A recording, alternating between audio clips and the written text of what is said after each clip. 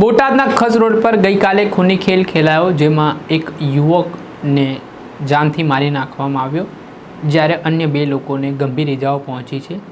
આમાં ઇન્સ્ટાગ્રામ પર આ યુવક જે મૃતક છે તેણે યુવતીને રિક્વેસ્ટ મોકલી હતી ને તે બાબતની દાજ રાખીને યુવતીના પરિવારજનો દ્વારા હુમલો કરવામાં આવ્યો. શું મામલો છે, શું કહી રહ્યા છે, આ મામલે બોટાદના એસપી વિગતે વાત કરીએ. વૈષ્ણવજન તો તેને કહીએ જે પીડ પરાઈ જાનાને રે. દર્શક મિત્રો, નવજીવન ન્યૂઝમાં આપનું સ્વાગત છે. હું છું ફૈઝાન.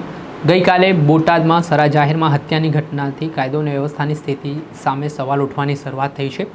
આ ઘટના બની છે બોટાદના ખસ રોડ ખાતે, જ્યાં રાત્રિ દરમિયાન જે યુવક મૃતક છે તે દ્વારા થોડા દિવસ પહેલાં સોશિયલ મીડિયા પર ઇન્સ્ટાગ્રામ પર એક યુવતીને ફ્રેન્ડ રિક્વેસ્ટ મોકલી હતી ને આ બાબતને લઈને યુવતીના પરિવારજનો સાથે યુવકનો ઝઘડો થયો હતો ને આને લઈને જૂની અદાવતને લઈને વિવાદ બન્યો હતો. ત્યારે બાબતે જે મૃતક યુવક છે હરપાલ રવુભાઈ ખાચર, તેની સાથે તેના મિત્ર અક્ષય રાજુભાઈ ખાચર અને સંતુભાઈ વલ્કુભાઈ બોરીચા, આ ત્રણેય યુવાનો છે તેમને સમાધાન માટે આરોપીઓ બોલાવે છે ને ખસ રોડ પર સમાધાન માટે આ જે યુવકો છે તે જાય છે અને અચાનક યુવતીના પરિવારજનો દ્વારા તેમની સાથે માથાકૂટ કરવામાં આવે છે, બોલાચાલી કરવામાં આવે છે ને ઉગ્ર બનેલા યુવતીના ભાઈ અને તેના સ્વજનો દ્વારા આ જે યુવાનો છે તેમના પર હિચકારો હુમલો કરવામાં આવે છે. જેમાં આ ઘટનામાં હરપાલ ખાચર નામના જે યુવક છે તેને છરી વાગતા તેનું ઘટના સ્થળે જ કમકમાટીભર્યું મોત નીપજ્યું હતું.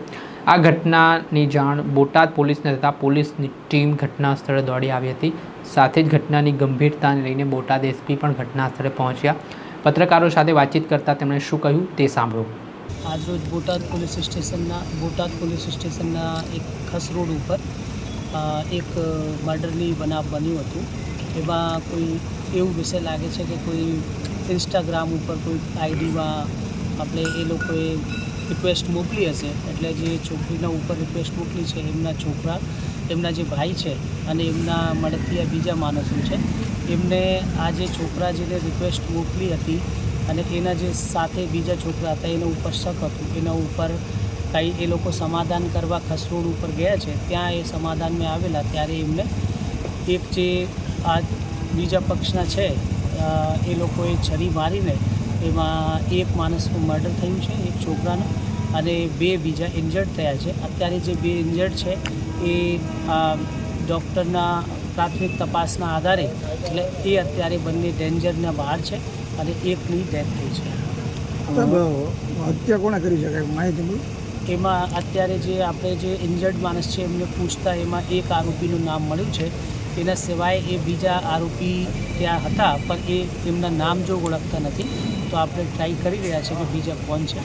એટલે જેને એવું આ મર્ડર કર્યું છે એ લોકોને તાત્કાલિક ધરપકડ કરવામાં આવશે. કેટલાક વ્યક્તિઓ હોય છે સાહેબ અંદાજે?